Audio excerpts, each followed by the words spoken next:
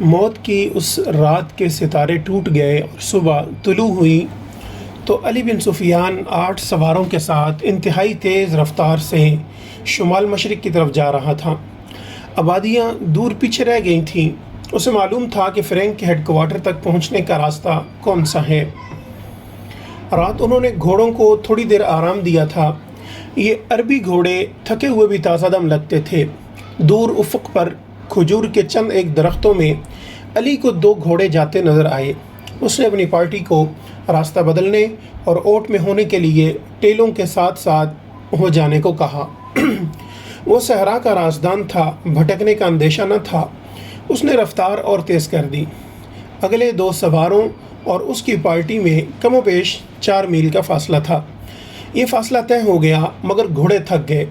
وہ جب کھجوروں کے درختوں تک پہنچے تو 2 سوار کوئی 2 میل دور مٹی کی ایک پہاڑی کے ساتھ ساتھ جا رہے تھے۔ ان کے گھوڑے بھی شاید تھک گئے تھے۔ دونوں سوار اترے اور نظروں سے اوجھل ہو گئے۔ وہ پہاڑی کے اوٹ میں بیٹھ گئے ہیں، علی بن سفیان نے کہا اور راستہ بدل دیا۔ فاصلہ کم ہوتا گیا اور جب فاصلہ چند 100 گز کا رہ گیا تو دونوں سوار اوٹ سے سامنے آئے۔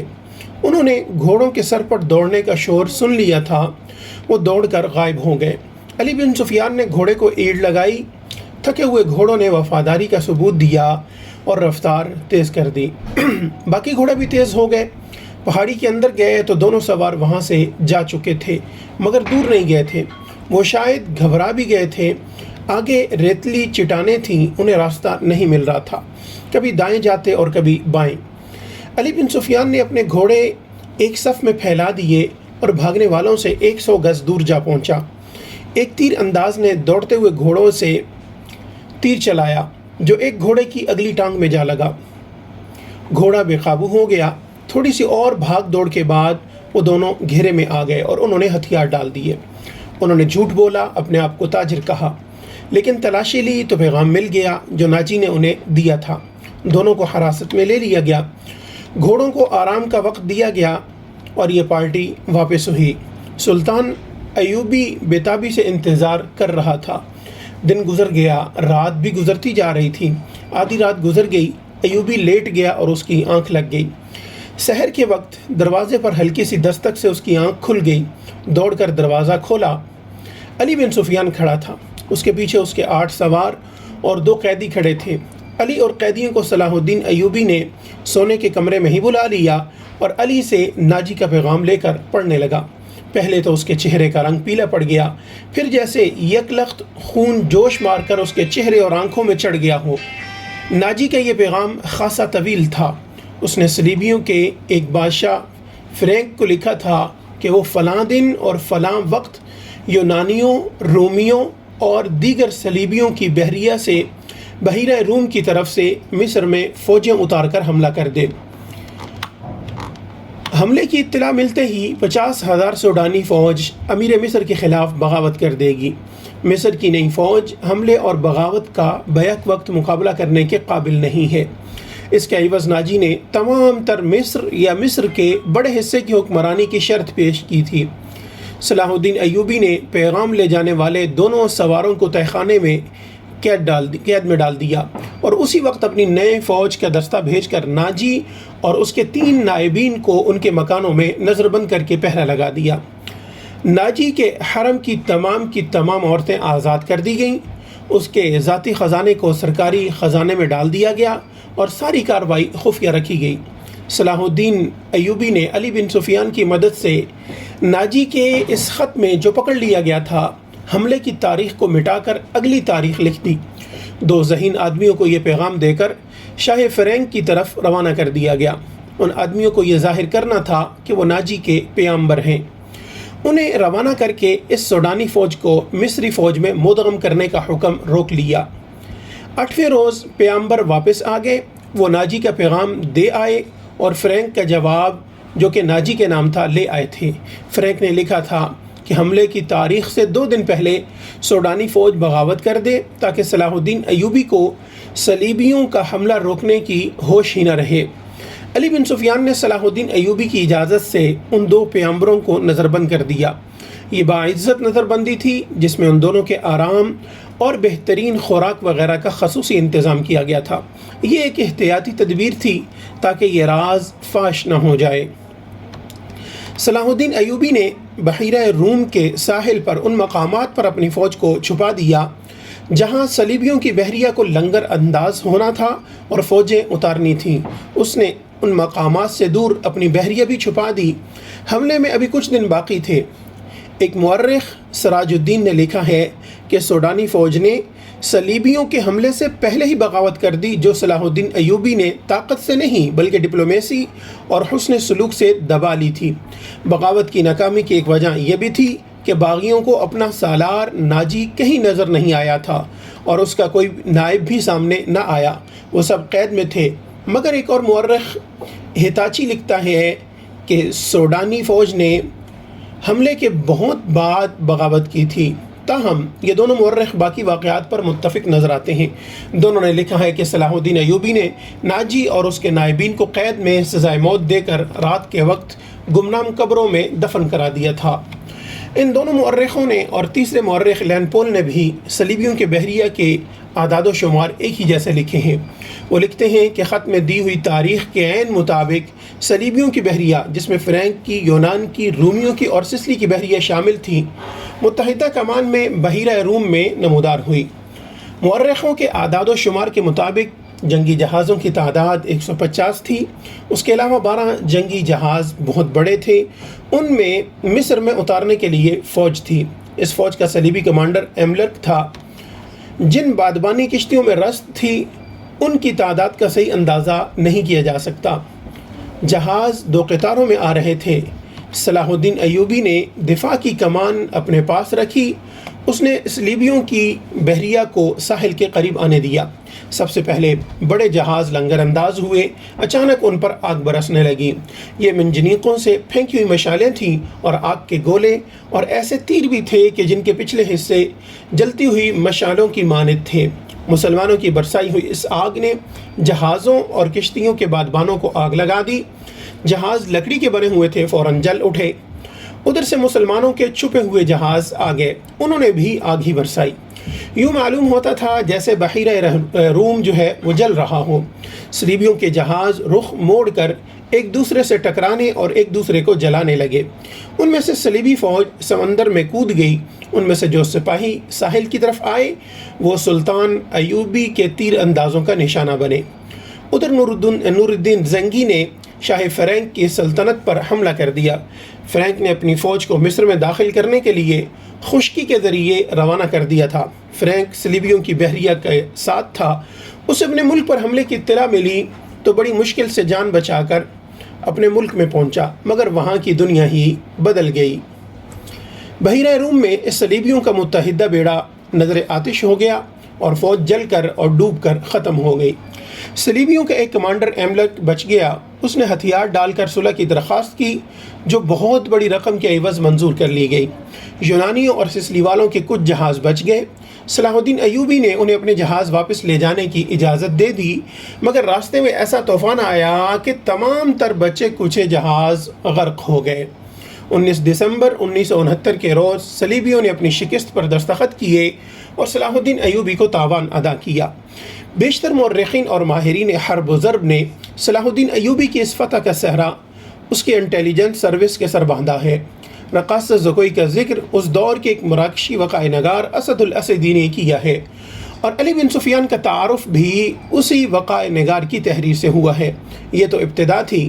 صلاح الدین ایوبی کی زندگی پہلے سے زیادہ خطروں میں گھر گئی۔ صلیبیوں کے بحری بیڑے اور افواج کو بحیرہ روم میں غرق کر کے صلاح الدین ابھی مصر کے ساحلی علاقے میں ہی موجود تھا۔ 7 دن گزر گئے تھے۔ صلیبیوں سے تاوان وصول کیا جا چکا تھا، مگر بحیرہ روم ابھی تک اس بچے کچھ بحری جہازوں کو، کشتیوں کو نگل اور انسانوں کو اگل رہا تھا۔ صلیبی ملاح اور سپاہ جلتے جہازوں سے سمندر میں کود گئی تھی۔ دور سمندر کی وسط میں 7 روز بعد بھی چند ایک جہازوں کے بادبان پھڑپھڑاتے نظر آتے تھے۔ ان میں کوئی انسان نہیں تھا۔ پھٹے ہوئے بادبانوں نے جہازوں کو سمندر کے رحم و کرم پر چھوڑ دیا تھا۔ صلاح الدین ایوبی نے ان کی تلاشی کے لیے کشتیاں روانہ کر دی تھیں اور ہدایت دی تھی کہ اگر کوئی جہاز یا کشتی کام کی ہو تو وہ رسوں سے گھسیٹ کر لے آئیں، اور جو اس قابل نہ ہوں ان میں سے سامان اور کام کی دیگر چیزیں نکال لائیں۔ کشتیاں چلی گئی تھیں اور جہازوں سے سامان لایا جا رہا تھا۔ ان میں زیادہ تر اسلحہ اور کھانے پینے کا سامان تھا یا لاشیں تھیں۔ سمندر میں لاشوں کا یہ عالم تھا کہ لہریں انہیں اٹھا اٹھا کر ساحل پر پٹخ رہی تھیں۔ ان میں کچھ تو جلی ہوئی تھیں اور کچھ مچھلیوں کی کھائی ہوئی تھیں۔ بہت سی ایسی تھیں کہ جن میں تیر پیوست تھے۔ صلاح الدین ایوبی نے صلیبیوں کے تیروں، نیزوں، تلواروں اور دیگر اسلحہ کا معائنہ بڑے غور سے کیا تھا اور انہیں اپنے اسلحہ کے ساتھ رکھ کر مضبوطی اور مار کا مقابلہ کیا تھا۔ زندہ لوگ بھی تختوں اور ٹوٹی ہوئی کشتیوں پر تیرتے ابھی تک سمندر سے باہر آ رہے تھے۔ ان بھوکے، پیاسے، تھکے اور ہارے ہوئے لوگوں کو لہریں جہاں کہیں ساحل پر لا پھینکتی تھیں، وہ وہیں نڈھال ہو کر گر پڑتے اور مسلمان انہیں پکڑ کر لاتے تھے۔ ساحل کی میلوں لمبائی میں یہی عالم تھا۔ سلطان ایوبی نے اپنی سپاہ کو مصر کے سارے ساحل پر پھیلا دیا تھا اور انتظام کیا تھا کہ جہاں بھی کوئی قیدی سمندر سے نکلے اسے وہیں خشک کپڑے اور خوراک دی جائے، اور جو زخمی ہوں ان کی مرہم پٹی بھی وہیں ہو جائے۔ اس اہتمام کے بعد قیدیوں کو ایک جگہ جمع کیا جا رہا تھا۔ صلاح الدین ایوبی گھوڑے پر سوار ساحلی علاقوں میں گھوم پھر رہا تھا۔ وہ اپنے خیمے سے کوئی 2 میل دور نکل گیا۔ آگے چٹانی علاقہ آ گیا۔ چٹانوں کی ایک سمت سمندر تھا اور عقب میں صحرا تھا۔ یہ سرسبز صحرا تھا جہاں کھجور کے علاوہ دوسری اقسام کے صحرائی درخت اور جھاڑیاں تھیں۔ سلطان ایوبی گھوڑے سے اترا اور پیدل چٹانوں کے دامن میں چل پڑا۔ محافظ دستے کے 4 سوار اس کے ساتھ تھے۔ اس نے اپنا گھوڑا محافظوں کے حوالے کیا اور انہیں وہیں ٹھہرنے کو کہا۔ اس کے ساتھ 3 سالار تھے۔ ان میں اس کا ایک رفیق خاص بہاؤالدین شداد بھی تھا۔ وہ اس مارکے سے 1 روز پہلے عرب سے اس کے پاس آیا تھا۔ انہوں نے بھی گھوڑے محافظوں کے حوالے کیے اور سلطان کے ساتھ ساتھ چلنے لگے۔ موسم سرد تھا، سمندر میں تلاطم نہیں تھا، لہریں آتی تھیں اور چٹانوں سے دور ہی سے واپس چلی جاتی تھیں۔ ایوبی ٹہلتے ٹہلتے دور نکل گیا اور محافظ دستے کی نظروں سے اوجھل ہو گیا۔ اس کے آگے، پیچھے، بائیں طرف اونچی نیچی چٹانیں تھیں اور دائیں طرف ساحل کی ریت تھی۔ وہ ایک چٹان پر کھڑا ہو گیا جس کی بلندی 2-2.5 گز تھی۔ اس نے بحیرہ روم کی طرف دیکھا۔ یوں معلوم ہوتا تھا جیسے سمندر کی نلاہٹ سلطان ایوبی کی آنکھوں میں اتر آئی ہو۔ اس کے چہرے پر فتح و نصرت کی مسرت تھی اور اس کی گردن کچھ زیادہ ہی تن گئی تھی۔ اس نے ناک سکیڑ کر کپڑا ناک پر رکھ لیا، بولا، کس قدر تعفن ہے۔ اس کی اور اس کے سالاروں کی نظریں ساحل پر گھومنے لگیں۔ پھڑانے کی آوازیں سنائی دے رہی تھیں، پھر ہلکی ہلکی چیخیں اور سیٹیاں سنائی دیں۔ اوپر سے 3-4 گدھ پر پھیلائے اترتے دکھائی دیے اور چٹان کی اوٹ میں جدھر ساحل تھا ادھر اتر گئے۔ ایوبی نے کہا کہ لاشیں ہیں۔ ادھر گیا تو 15-20 گز دور گدھ 3 لاشوں کو کھا رہے تھے، اور ایک گدھ جو ہے وہ ایک انسانی کھوپڑی پنجوں میں دبوچ کر اڑا، اور جب فضا میں چکر کاٹا تو کھوپڑی اس کے پنجوں سے چھوٹ گئی اور صلاح الدین ایوبی کے سامنے آن گری۔ کھوپڑی کی آنکھیں کھلی ہوئی تھیں جیسے صلاح الدین ایوبی کو دیکھ رہی ہوں۔ چہرے اور بالوں سے صاف پتہ چلتا تھا کہ کسی صلیبی کی کھوپڑی ہے۔ ایوبی کچھ دیر کھوپڑی کو دیکھتا رہا، پھر اس نے اپنے سالاروں کی طرف دیکھا اور کہا، ان لوگوں کی کھوپڑیاں مسلمانوں کی کھوپڑیوں سے بہتر ہیں۔ یہ ان کھوپڑیوں کا کمال ہے کہ ہماری خلافت عورت اور شراب کی نظر ہوتی جا رہی ہے۔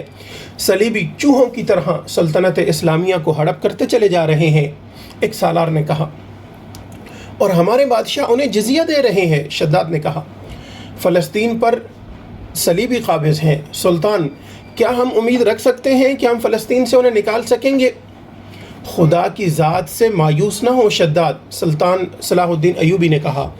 ہم اپنے بھائیوں کی ذات سے مایوس ہو چکے ہیں، ایک اور سالار بولا۔ تم ٹھیک کہتے ہو، سلطان ایوبی نے کہا۔ حملہ جو باہر سے ہوتا ہے اسے ہم روک سکتے ہیں۔ کیا تم میں سے کوئی سوچ بھی سکتا تھا کہ کفار کے اتنے بڑے بحری بیڑے کو تم اتنی تھوڑی طاقت سے نظر آتش کر کے ڈبو سکو گے؟ تم نے شاید اندازہ نہیں کیا کہ اس بیڑے میں جو لشکر آ رہا تھا وہ سارے مصر پر مکھیوں کی طرح چھا جاتا۔ اللہ نے ہمیں ہمت دی اور ہم نے کھلے میدان میں نہیں بلکہ صرف گھات لگا کر اس لشکر کو سمندر کی تہ میں گم کر دیا۔ مگر میرے دوستو، حملہ جو اندر سے ہوتا ہے اسے تم اتنی آسانی سے نہیں روک سکتے۔ جب تمہارا اپنا بھائی تم پر وار کرے گا تو تم پہلے یہ سوچو گے کیا تم پر واقعی بھائی نے وار کیا ہے؟ تمہارے بازو میں اس کے خلاف تلوار اٹھانے کی طاقت نہیں ہوگی۔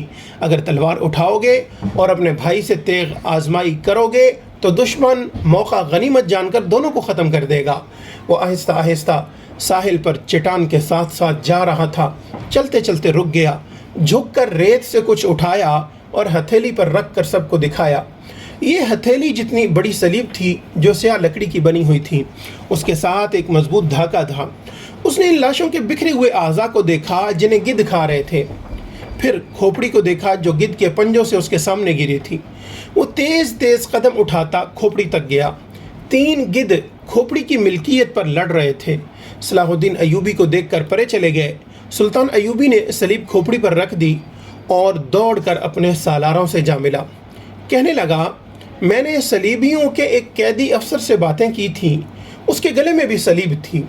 اس نے بتایا کہ صلیبی لشکر میں جو بھرتی ہوتا ہے اس سے صلیب پر ہاتھ رکھ کر حلف لیا جاتا ہے کہ وہ صلیب کے نام پر جان کی بازی لگا کر لڑے گا اور وہ روئے زمین سے آخری مسلمان کو بھی ختم کر کے دم لے گا۔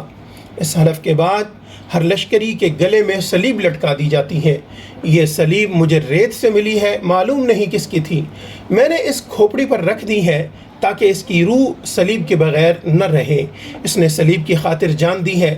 سپاہی کو سپاہی کے حلف کا احترام کرنا چاہیے۔ سلطان شداد نے کہا، یہ تو آپ کو معلوم ہے کہ صلیبی یروشلم کے مسلمان باشندوں کا کتنا کچھ احترام کر رہے ہیں۔ وہاں سے مسلمان بیوی بچوں کو ساتھ لے کر بھاگ رہے ہیں۔ ہماری بیٹیوں کی آبرو لوٹی جا رہی ہے۔ ہمارے قیدیوں کو انہوں نے ابھی تک نہیں چھوڑا۔ مسلمان جانوروں کی سی زندگی بسر کر رہے ہیں۔ کیا ہم ان عیسائیوں سے انتقام نہیں لیں گے؟ انتقام نہیں۔ سلطان صلاح الدین ایوبی نے کہا، ہم فلسطین لیں گے، مگر فلسطین کے راستے میں ہمارے اپنے حکمران حائل ہیں۔ وہ چلتے چلتے رک گیا اور بولا، کفار نے صلیب پر ہاتھ رکھ کر سلطنت اسلامیہ کے خاتمے کا حلف اٹھایا ہے۔ میں نے اپنے اللہ کے حضور کھڑے ہو کر اور ہاتھ اپنے سینے پر رکھ کر قسم کھائی ہے کہ فلسطین ضرور لوں گا اور سلطنت اسلامیہ کی سرحدیں افق تک لے جاؤں گا۔ مگر میرے رفیقو، مجھے اپنی تاریخ کا مستقبل کچھ روشن نظر نہیں آ رہا۔ ایک وقت تھا کہ عیسائی بادشاہ تھے اور ہم جنگجو تھے۔ اب ہمارے بزرگ بادشاہ بنتے جا رہے ہیں اور عیسائی جنگجو۔ دونوں قوموں کا رجحان دیکھ کر میں کہہ رہا ہوں کہ ایک وقت آئے گا کہ جب مسلمان بادشاہ بن جائیں گے مگر عیسائی ان پر حکومت کریں گے۔ مسلمان اسی میں بدمست رہیں گے کہ ہم بادشاہ ہیں، آزاد ہیں، مگر وہ آزاد نہیں ہوں گے۔ میں فلسطین لے لوں گا مگر مسلمانوں کا رجحان بتا رہا ہے کہ وہ فلسطین گنوا بیٹھیں گے۔ عیسائیوں کی کھوپڑی بڑی تیز ہے۔ 50,000 سوڈانی لشکر کو کون پال رہا تھا؟ ہماری خلافت اپنے آستین میں ناجی نام کا سانپ پالتی رہی ہے۔ میں پہلا امیر مصر ہوں جس نے دیکھا ہے کہ یہ لشکر ہمارے لیے نہ صرف بیکار ہے بلکہ خطرناک بھی ہے۔ اگر ناجی کا خط پکڑا نہ جاتا تو آج ہم سب اس لشکر کے ہاتھوں مارے جا چکے ہوتے یا اس کے قیدی ہوتے۔ اچانک ہلکا سا زناٹا سنائی دیا اور ایک تیر صلاح الدین ایوبی کے دونوں پاؤں کے درمیان آ گرا۔